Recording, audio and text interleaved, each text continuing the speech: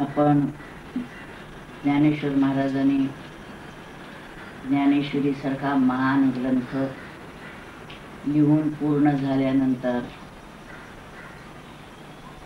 त्यांना जी प्रसन्नता प्राप्त झाली आणि त्यांच्या या कर्तृत्वाने त्यांच्या सद्गुरू निवृत्तीनाथांना जी प्रसन्नता प्राप्त झाली, अशा एका आनंदमय स्थितीमध्ये शिष्यांनी सद्गुरूंच्या पुढे जे मागणं मागितलेलं आहे ते पसायदान, त्यातल्या पहिल्या 6 ओव्या आपण बघितल्या आहेत. आता पुढच्या 3 ओव्या ज्या आहेत त्या आपण बघणार आहोत. पहिल्या ओव्यातून आपण बघितलेलं आहे की साधकांनी काय करायला पाहिजे, काय गुण मिळवायला पाहिजेत, काय सोडायला पाहिजेत ते सांगितलं. त्याच्यानंतर त्यांची सद्गुरूंशी भेट व्हायला पाहिजे, संत त्यांना भेटायला पाहिजेत. ते संत कसे आहेत त्याचं वर्णन, त्यांची लक्षणं सांगितली. आणि असे जे संत आहेत ते त्या साधकाचे सोयरे होऊ देत, अशी इच्छा ज्ञानेश्वर माऊलींनी व्यक्त केलेली आहे. पहिली जी लक्षणं सांगितलेली आहेत, जे व्हायला पाहिजे असं सांगितलेलं आहे, ते केल्यानंतर तो सामान्य राहत नाही, तो साधकच होतो. म्हणजे मागणं सर्वांसाठी मागितलेलं आहे, परंतु मागणं मागताना सामान्य व्यक्तीने पहिल्या 2-3 ओव्यात जे सांगितलेलं आहे तसं व्हायचं आहे.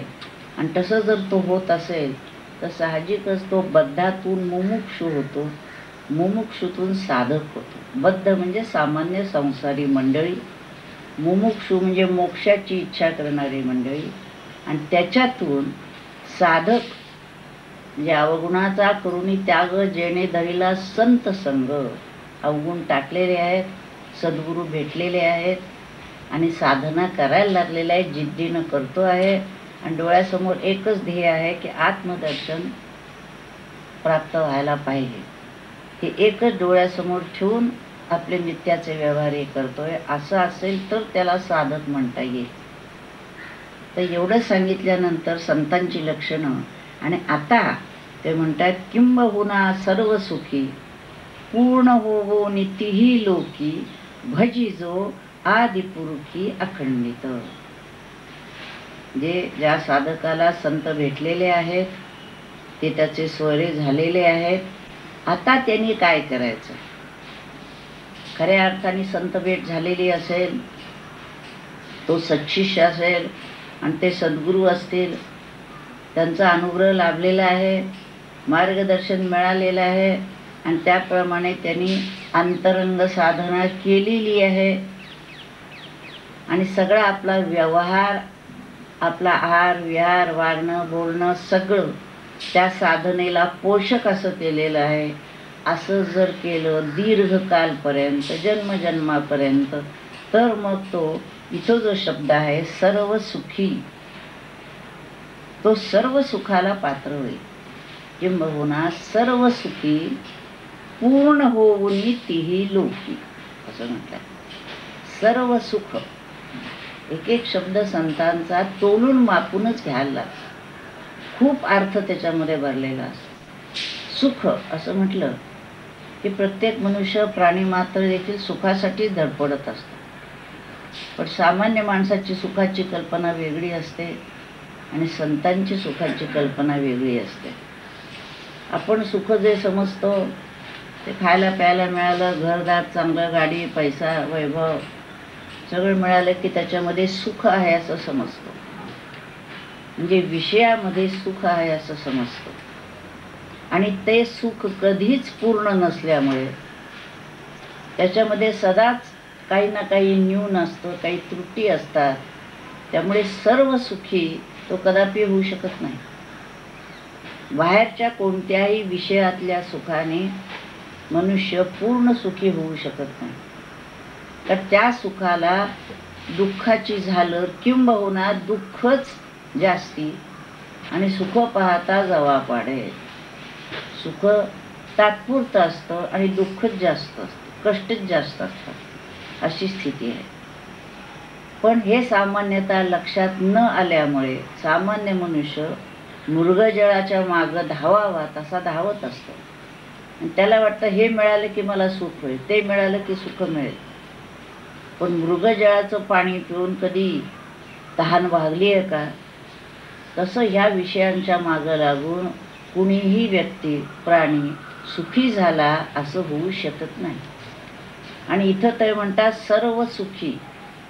तर इथं सर्व सुख याचा अर्थ देखील आत्मसुख, ज्या सुखामध्ये काहीही न्यून नाही, कोणतीही त्रुटी नाही, असं परिपूर्ण असलेलं जे सुख आहे त्याला सर्व सुख असं म्हटलेलं आहे. ते सुख शाश्वत असतं, अविनाशी असतं, अमर्याद सुख असतं. बाहेरच्या सुख विषयातून घेत असल्यामुळे त्याला विषयाची मर्यादा आहे. ज्या इंद्रियांनी आपण ते सुख घेतो त्या इंद्रियांची मर्यादा आहे.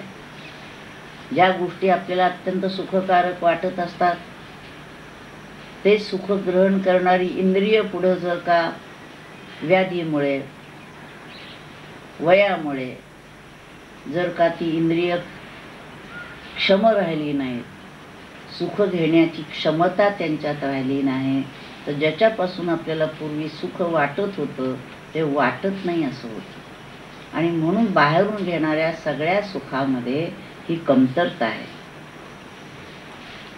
आत्मबुद्धी प्रसादज असं जे सुख म्हटलंय ते खरं सुख, आत्मसुख.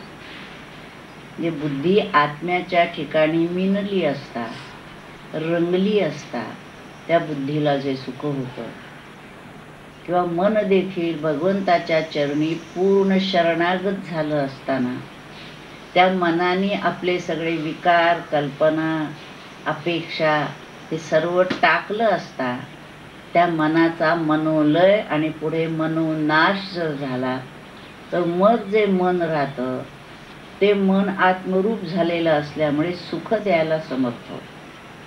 याचा अर्थ असा की ते मन मनपणाने राहतच नाही, आत्मरूप होतं. म्हणून इथं सुख याची व्याख्या ज्ञानेश्वर महाराजांनी एका ठिकाणी केलेली आहे की जीव जेव्हा आत्मरूप होतो, जीव आत्मयाची आहे, तव जे होय तया नाव सुख. म्हणजे जीव जोपर्यंत देह मनबुद्धीच्या नादी लागलेला आहे तोपर्यंत त्याला कदापिही सुख मिळणं शक्य नाही. निर्भेळ सुख झाला म्हणून तसं मिळणार नाही. पण जीव जर आत्मरूप झाला तरच त्याला जे सुख मिळतं त्याला सर्व सुख असं म्हटलंय, परिपूर्ण सुख म्हटलंय. बाकीचं सुख हे अपूर्ण सुख आहे.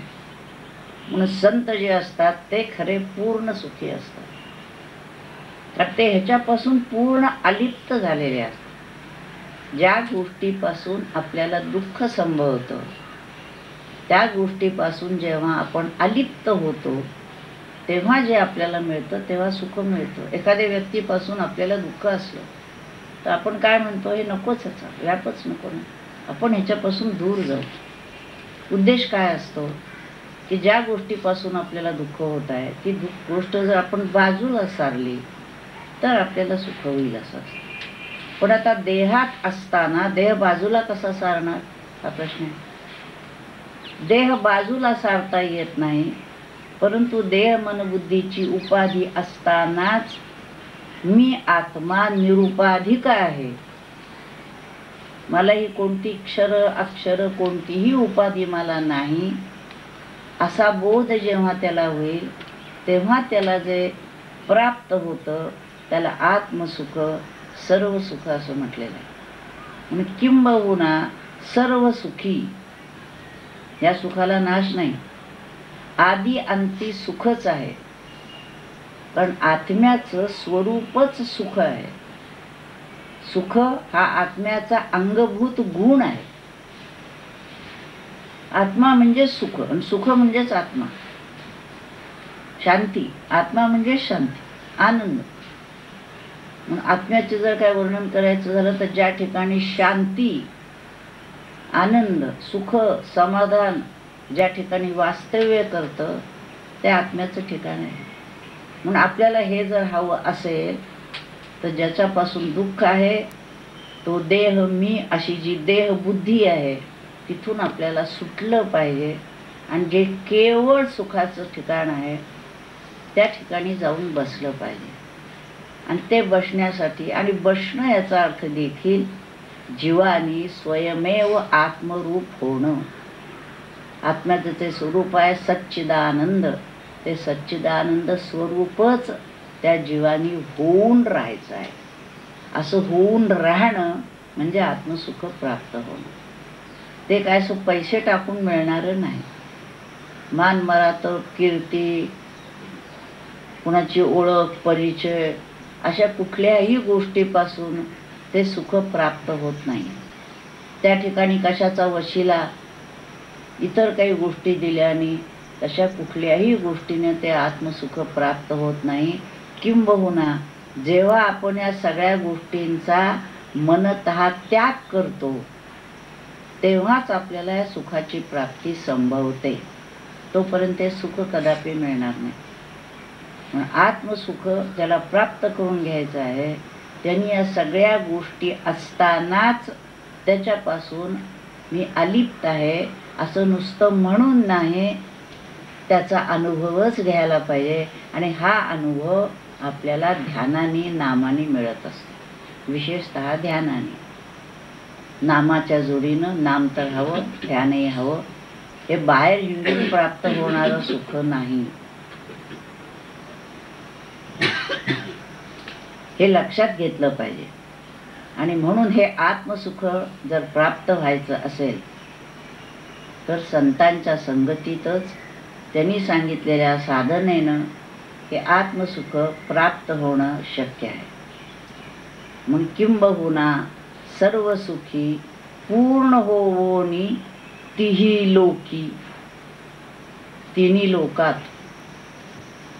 म्हणजे ह्या इहलोकात, या इहलोकात हे सुख जर प्राप्त व्हायचं असेल तर आपल्याला आत्म्याच्या ठिकाणी जाऊन बसलं पाहिजे. आणि त्याच्यासाठी दीर्घकाल साधना केली पाहिजे.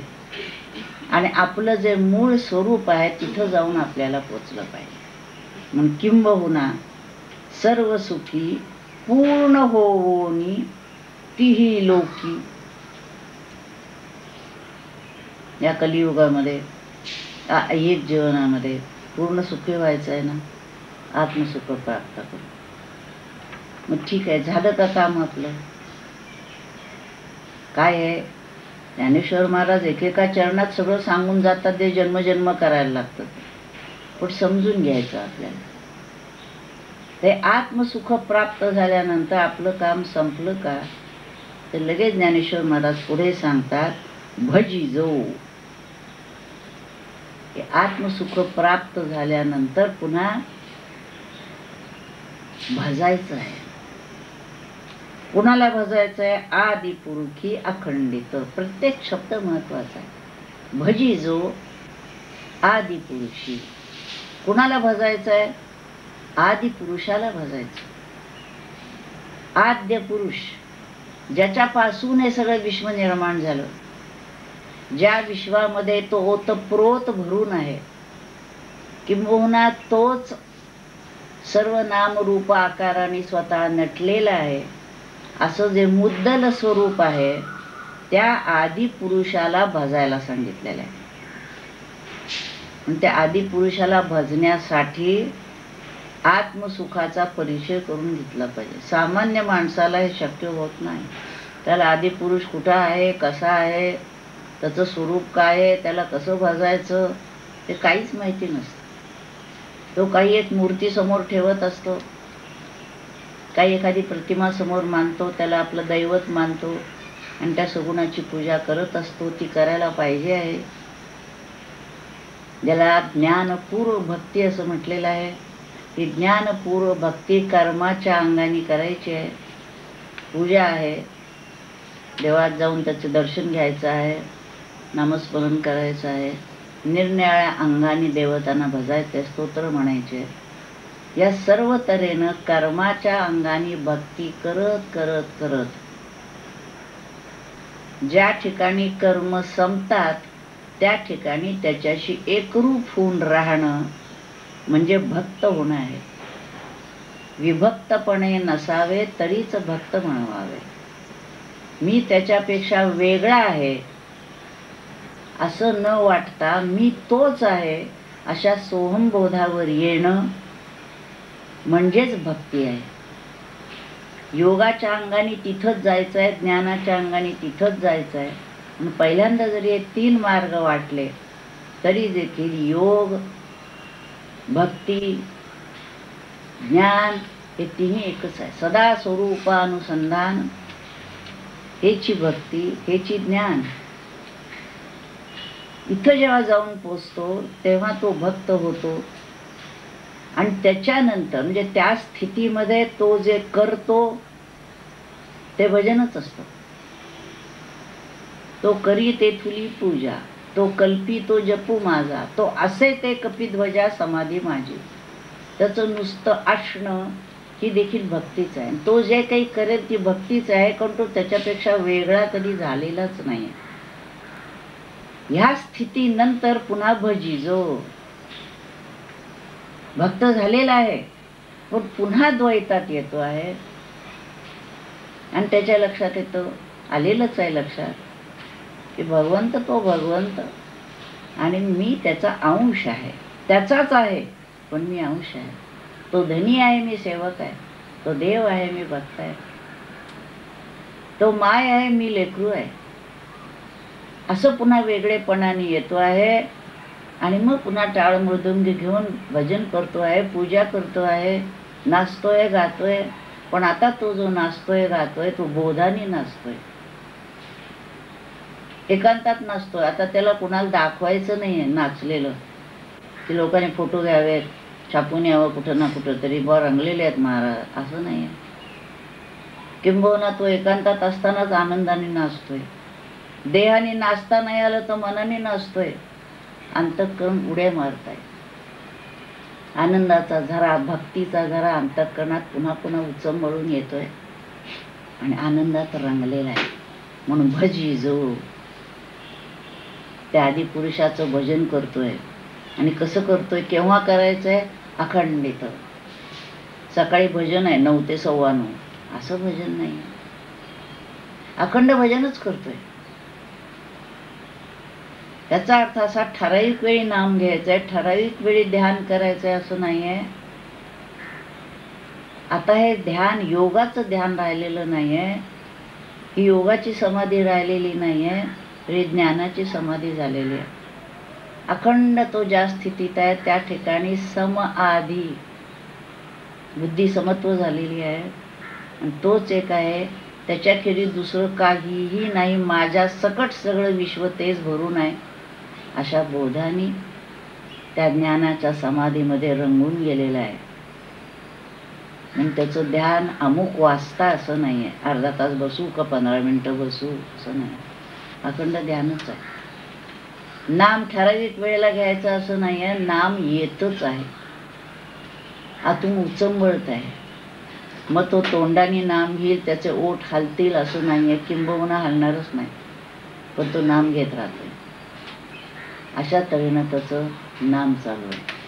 म्हणून भजी जो आदि पुरुषी अखंडित, असं अखंडित भजन चाललंय. कशी स्थिती संतांची असते ते बघा. आणि मग आपल्या लक्षात येतो, आपण ज्याला संत म्हणतो किंवा समजतो ते बघावं की हे जे निकष सांगितलेले आहेत, या निकषाच्या ठिकाणी ते जमतं का कुठे, का लागतं का कुठे. तो लोकात वावरताना जरी दिसला तरी तो लोकांच्यात असतो का आपल्यातच असतो, हे बघण्याजोगं आहे. म्हणून जर कुणी असे संत आपल्या पाहण्यात आले असले तर आपल्या लक्षात येतं की त्यांची स्थिती काय आहे. आणि तशी स्थिती कळायला देखील संत होऊन या संतांशी पाहावे. आपण काही ना काहीतरी पातळीवर गेल्याशिवाय संतांची स्थिती देखील आपल्याला कळत नाही. मग काही मंडळी म्हणायची स्वरूपानंदांचं काय नुसते खोलीत पडलेले असतात बा, तर ते खोलीत पडलेले असताना काय स्थितीत असतात हे कळायला आपली पात्रता नसते. ते एका ठिकाणी बसूनच सर्व काही करत असतात. म्हणून कर्मयोगात जे सांगितलंय, कर्मणी अकर्म दशा पहिल्यांदा असते.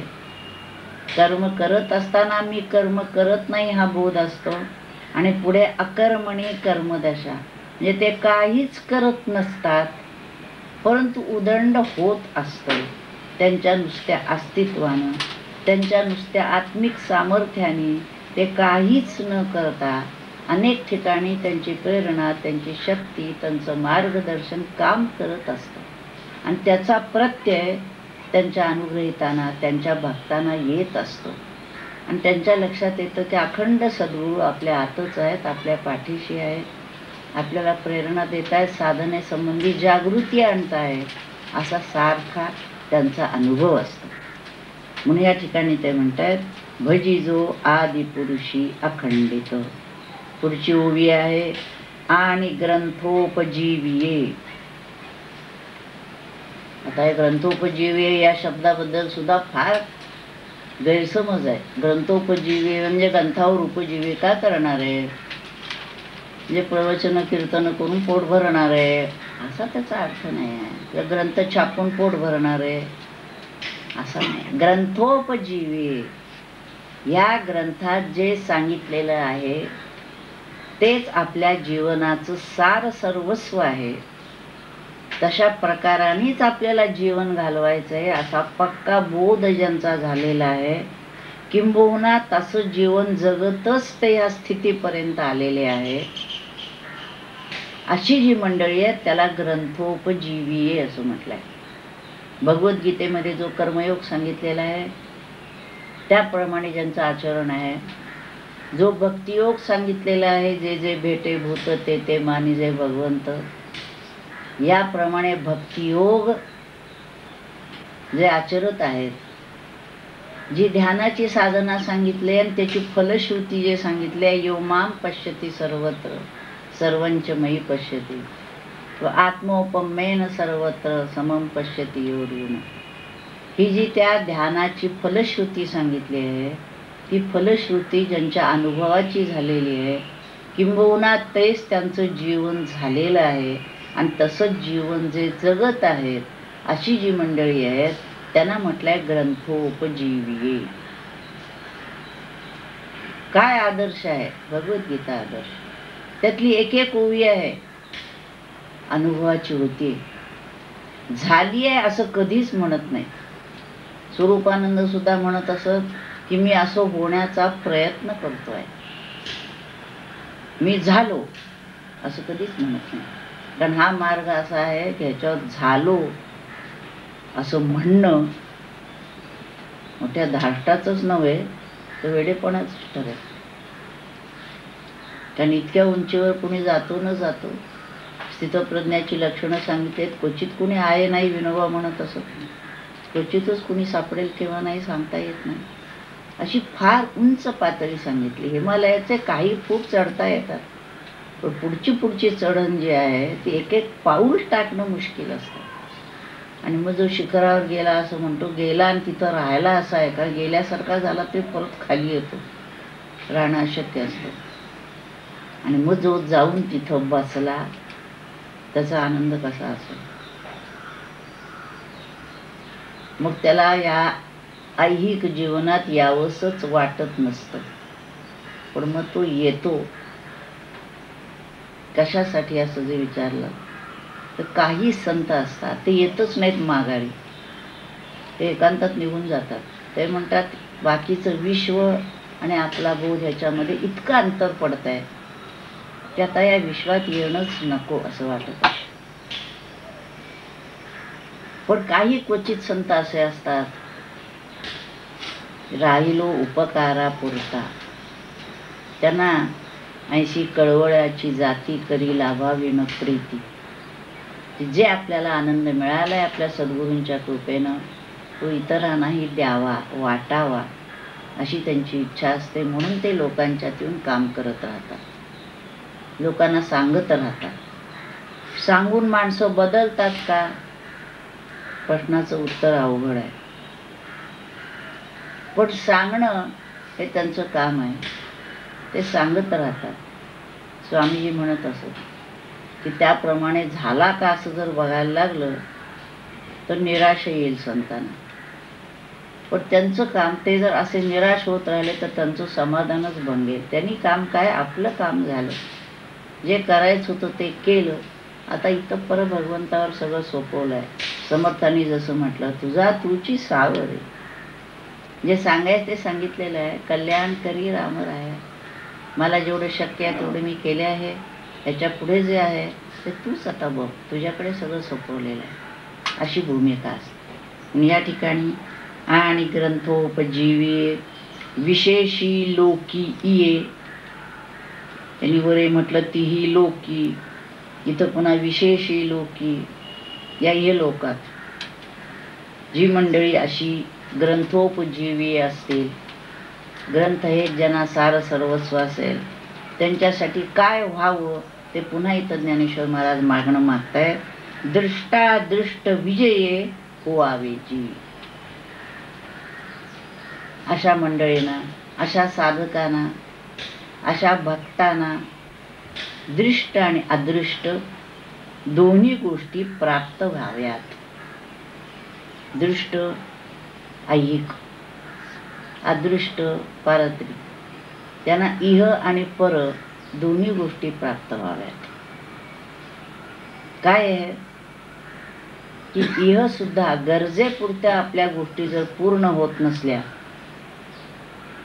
तर परमार्थ करणे अवघड आहे. जयाचे ऐहिक धड नाही, तयाचे परत्र पुससी काही. त्या समर्थ म्हणतात, परपंच सांडून परमार्थ केला तरी अन्न मिळेना खायला, मग तया करंट्याला परमार्थ कायचा. गरजेपुरतं अन्न वस्त्र निवारा मिळाल्याशिवाय परमार्थ करणं अवघड आहे. मग काही मंडळी असं म्हणतात, अहो लोकांना खायला मिळत नाही, तुम्ही परमार्थाच्या गोष्टी काय सांगता. मग तुम्हाला मिळताय ना, तुम्ही करताय का परमार्थ. कित्येक मंडळी अशी आहेत ना, अन्न वस्त्र निवारा आहे ना त्यांना, मग त्याच्यातली किती मंडळी परमार्थ करतात.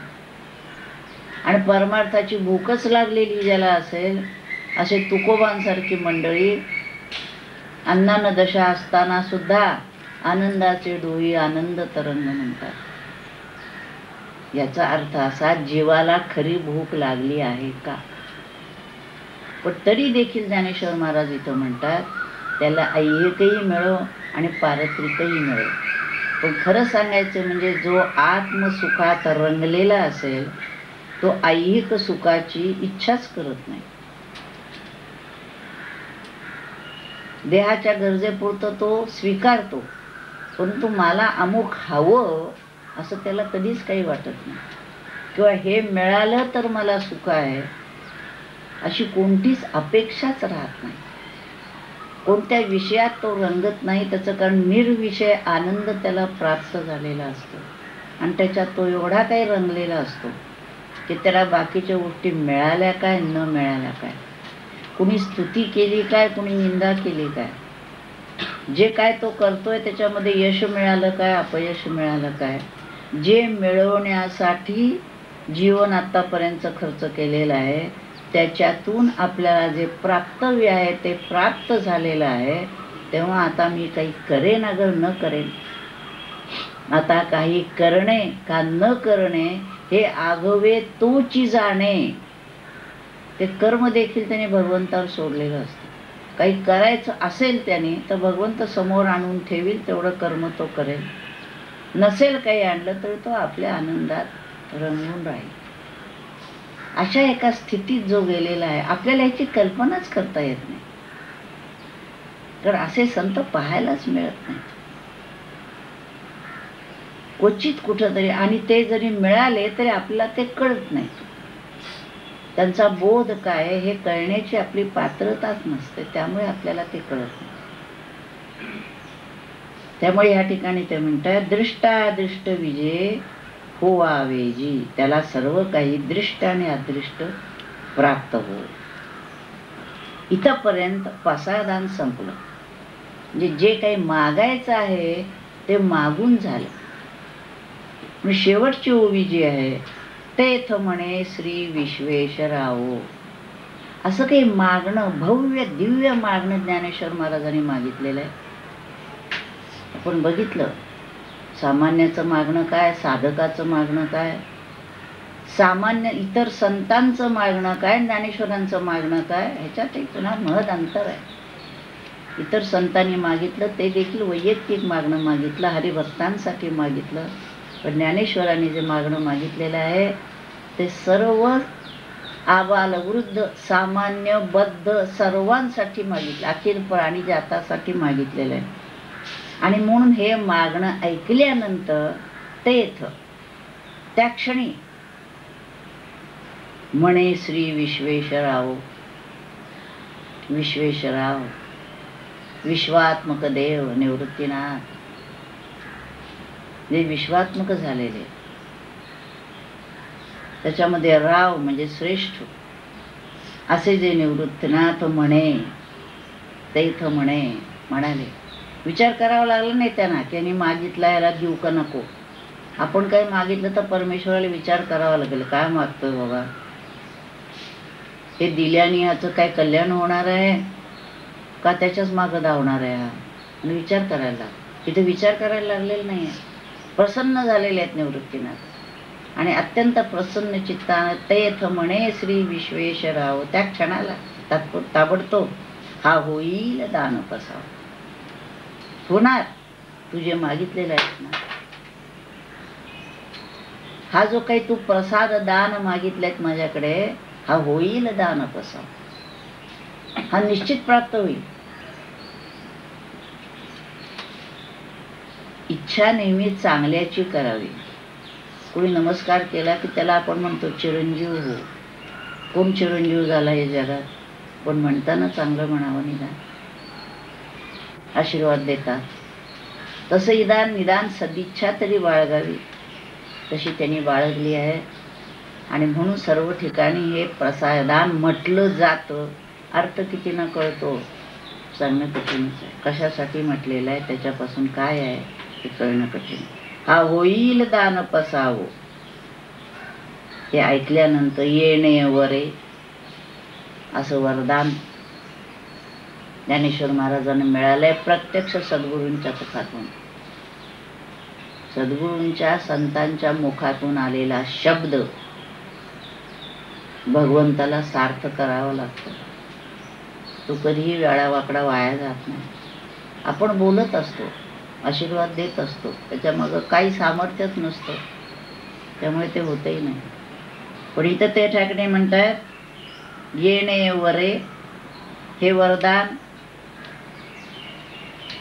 निवृत्तीनाथांच्याकडनं मिळाल्यानंतर ज्ञानदेव सुखिया झाला. ज्ञानदेवांना आनंद झाला. खऱ्या अर्थाने सुख त्यांना मिळालं. आत्मसुख मिळालेलंच होतं. स्वतः पूर्ण सुखी झालेलेच होते. पण सर्व जगानेही सुख व्हावं, ज्या ठिकाणी सुखदुःखाची देणी घेणी मंदावू लागते, असे एक विश्व निर्माण व्हावं, अशी ज्ञानेश्वर महाराजांची इच्छा होती. म्हणे मागणं मागायचं कोणाकडे? सद्गुरूंच्याकडे. ऐहिक मागणं मागितलेलं नाही आहे. ऐहिक मागणं मागायचं असतं तर भगवंताकडे म्हटलं असतं त्याने, मला बुवा हे द्या जरा. पण कोणताही ज्ञानी पुरुष, संत पुरुष, भक्त भगवंताजवळ स्वतःसाठी काही मागत नाही. आणि उलट न मागे तयाची रमा होय दासी. भगवंत पाठीमाग असतात. तुकोबा काहीतरी मागा. तुकोबा म्हणतात मला काय करायचं, काही नको मला. मागायचं ठरलं तर मिळणार नाही का? मागाल तर मिळेल, मागतच नाही.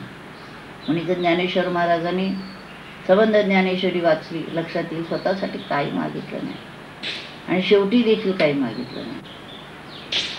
ज्ञानदेव सुखिया झाला. आता काय सुख झाले की त्यांनी एक स्वप्न पाहिलं असं की सर्व विश्व ह्या आनंदात, या शांती सुख समाधात अनंत काळपर्यंत राहावं. भगवंताने विश्व निर्माण केलं तेव्हा देखील हीच इच्छा होती. काही मंडळी विचारतात की भगवंताने असं काय विश्व निर्माण केलं?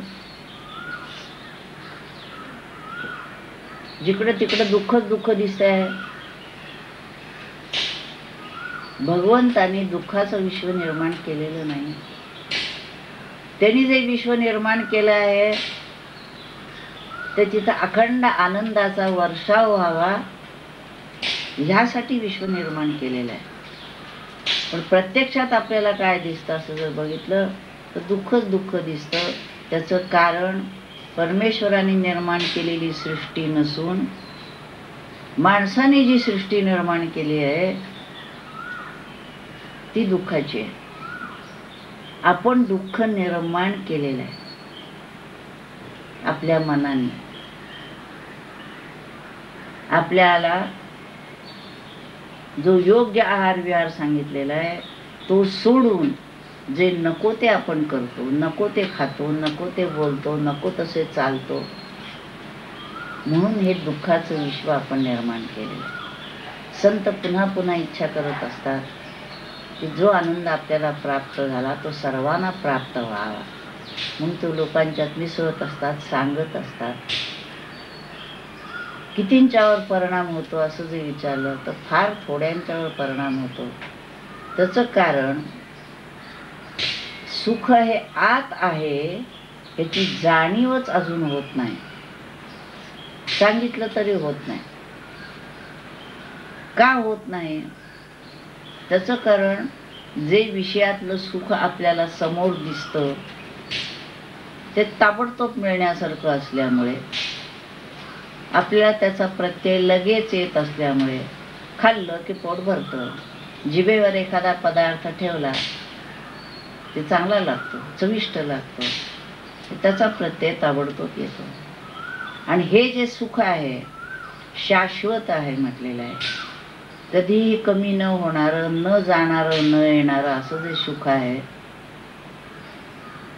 त्या सुखाची चुणूकच आपल्याला मिळालेली नसते. आणि त्यामुळे पुढचं कोणी सांगितलंय आत्ताच बघूया इकडे दृष्टी असते.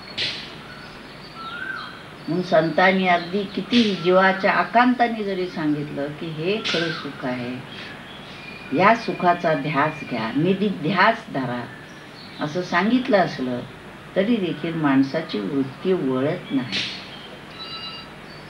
म्हणून तर मनुष्याणाम सहस्रेषु कश्चित म्हटलेलं आहे. हजारो माणसात क्वचित एखादा असा असतो की तो जीव यासाठीच जन्माला येतो आणि लहान वयापासून याच्या पाठीमागाला. आणि असा जर कोणी असेल तर त्यांनी ह्या आत्मसुखापर्यंत कसं पोचायचं ते सांगण्यासाठी या पसायदानाच्या ओव्या आलेल्या आहेत. आणि 9033 ओव्या ज्ञानेश्वरीच्या आलेल्या आहेत. दासबोधाच्या 7000 ओव्या समर्थाने लिहिलेल्या आहेत. सगळ्यामध्ये सगळ्यांना जर काही सांगायचं असेल तर एकच सांगायचं आहे की आत्मसुखाचे तुम्ही धनी व्हा. प्रत्येक जीवाला तो हक्क आहे. त्यांनी जर त्याचं अनुसरण केलं, त्याप्रमाणे जर तो जीवन जगला तर प्रत्येक व्यक्ती त्या आत्मसुखाचे धनी होऊ शकेल. त्याला ते आत्मसुख प्राप्त होऊ शकेल. तुझे आहे तुझं पाशी. समर्थ म्हणतात जुने ठेवणे मीपणे आकळे. तर म्हणून सांगतात तुझंच ठेवणं आहे बाबा, तुझ्या जवळ आहे. ते तुला प्राप्त होत नाही. का प्राप्त होत नाही? मीपणे. तेव्हा हा मीपणा घालवायचा कसा, आत्मसुख प्राप्त करून घ्यायचं कसं, हे सगळं या पसायदानात सांगितलेलं आहे. ते आपण त्याचं अनुसरण करून ते आत्मसुख प्राप्त करून घ्यावं अशी ज्ञानेश्वर महाराजांची इच्छा आहे. आणि त्याप्रमाणे प्रयत्न आपण करत राहिलं पाहिजे.